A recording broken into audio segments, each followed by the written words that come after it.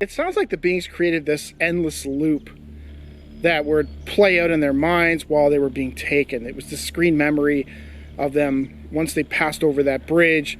It just kind of kept looping. They were just driving and driving and driving, and there didn't seem to be any end to it.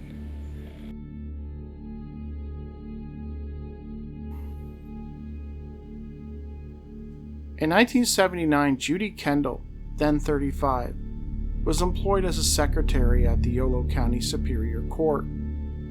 She came to the public's attention when it was announced that she would be speaking at a UFO conference being sponsored by the Aware Center. It took place at the University Religious Center on East Shaw Avenue, across from the California State University, Fullerton. In the days leading up to the event, the press, including the Fresno Bee and the Fresno Daily Collegian, reached out to Kendall asking to talk to her about her experience. Kendall told Bee reporter Royal Calkins that she was surprised by the responses she had received, that her story, which involved missing time, UFOs, and strange beings, would be told in full at the conference, and that she had no intention of profiting from it, only that she wanted to tell her story. It began with a sighting of a UFO in 1977, which caused Kendall to rethink an event that happened to her and her sisters back in 1972, an event which, at the time, she thought merely odd, but later came to realize that it was something else altogether.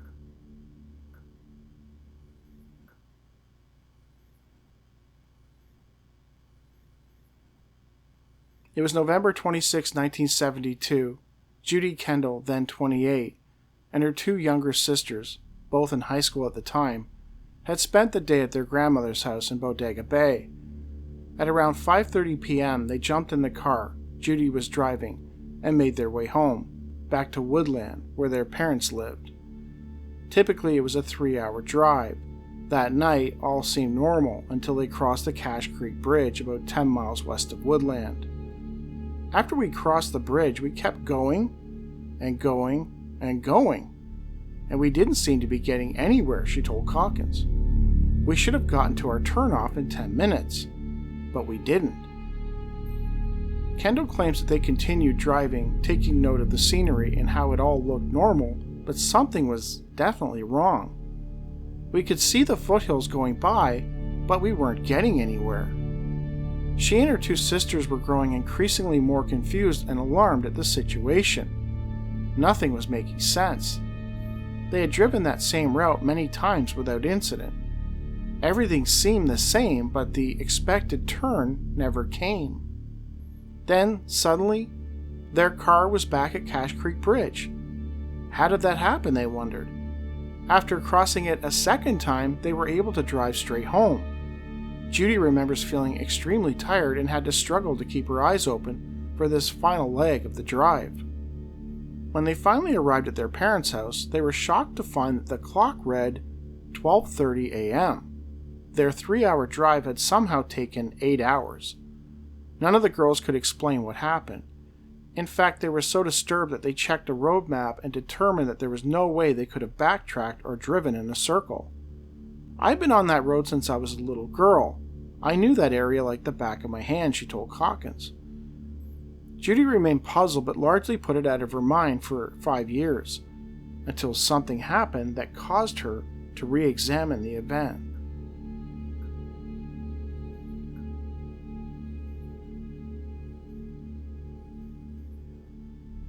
One evening in 1977, Judy Kendall happened to look up into the night sky and observed near the community of Yolo a strange object hovering. It was a whitish disc-shaped craft. It had bright lights that seemed to change in intensity and color. It remained stationary for some time and then it disappeared into the night. Afterwards, in discussion with some friends, she was reminded of that very strange thing that happened to her and her sisters during that drive to Woodland, California, back in '72. Following the advice of a friend, she decided to reach out to the Mutual UFO Network in Chicago and report her sighting. She also spoke to Dr. J. Allen Hynek, an astronomer at Northwestern University and a member of the UFO Research Organization. She told him of her sighting of the whitish disk, as well as the strange event involving her sisters in which they had 4 missing hours. Hynek was deeply interested and wanted to find out more about that experience. He asked Kendall if she would be willing to undergo hypnotic regression to possibly, uncover what happened to them. Her curiosity outweighed any fear and skepticism she felt, and she ultimately agreed. Hynek believed that she was sincere and found that she had good standing in her community. He ultimately flew out to California and arranged for a session with a hypnotist, which he would record on tape for use in his notes. It took place on November 26, 1977, exactly 5 years to the day.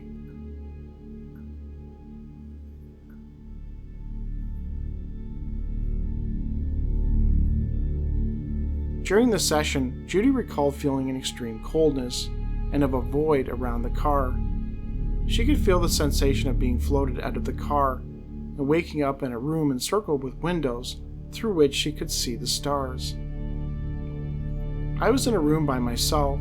It was large and hexagon shaped. When they put me on the table, I was restrained so that my head was held so tight by something that I couldn't move, and it was so painful that when I was under hypnosis, I kept complaining about how bad my head hurt. The surface of the table was hard and cold. At various points, she realized she could actually move her head and look around. This is when she noticed 2 bucket seats facing a console-type instrument panel with a gear-like shift, and on her left, a table with instruments and a black box. She kept reiterating how cold she felt throughout the experience. It was intense.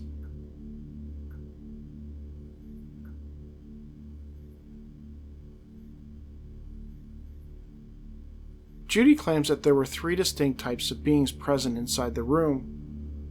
One type, some creatures, wore skin-tight gray suits with a turtleneck top and apparently oxygen or gas masks, which concealed the lower portion of their faces. Another type, a lone female, seemed entirely human. She had blue eyes and long black hair. There was one very pretty black-haired woman who looked very human. I felt like she was there to reassure me. She was compassionate and said, "Don't worry, Judy." I wondered how in the world she knew my name. It was like they had been watching me. And then there was one I nicknamed the Witch Doctor. This is the guy that just about did me in. Judy described him as hideous and terrifying. He was huge, between 6 and 7 feet tall, with a bulbous type head. His eyes were huge and gelatin-looking, with elongated red pupils. They reminded her of a grasshopper's eyes. He had thin, transparent white skin, with red veins showing through, and slits in the side of his head where ears would normally be. He had no ears at all, but just slits in the side of his head. He had a small nose, and I couldn't see much of a mouth.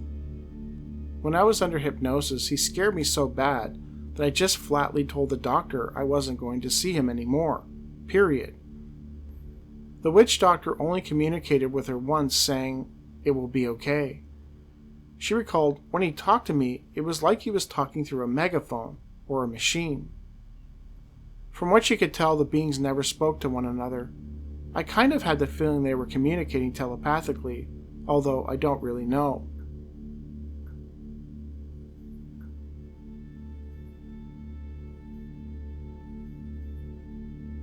Judy claims that the beings carried out the examination on her, which included catheterization. She felt shaky and experienced a pain in her head. She also believes that they extracted a fluid from her side, which she could not identify. During the session, she felt a sharp pain in her side. At times, she experienced some difficulty in breathing and expressed concern about her sisters, one of whom she believed she heard calling out to her in distress. She was not certain that both sisters were brought on board with her. Her feet were examined closely, and at one point during the examination, one hand or arm was restrained so that she could not move it. The sensation of cold was relieved briefly several times, but severe headaches persisted throughout. Finally, a large scanning device was placed over her face, and she was unable to see. It gave off a motor sound, and when removed, she was able to see again. She next believes that the 3 of them, she and her sisters, were then placed under hypnosis by the beings. programming them to forget about everything that had transpired. It seems that a type of screen memory was installed, a driving loop, to further confuse and obfuscate any memory of the activity aboard the craft, the activity in those missing hours. From there, they were scooted inside the car. She recalled a floating feeling during this period. Her placement in the car was so seamless and quick that Judy sensed that they, quote, do that kind of thing a lot. When she looked over, her sisters were suddenly in the seat next to her. She did not see them being placed into the vehicle. She recalled feeling incredibly tired. She and her sisters carried on across the bridge. She does not recall seeing the object depart.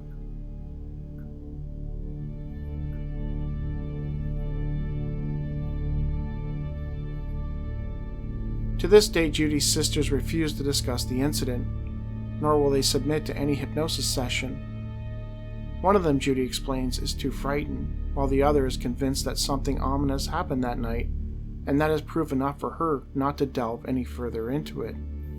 Judy detailed her experience at the UFO conference, including the playing of the tapes.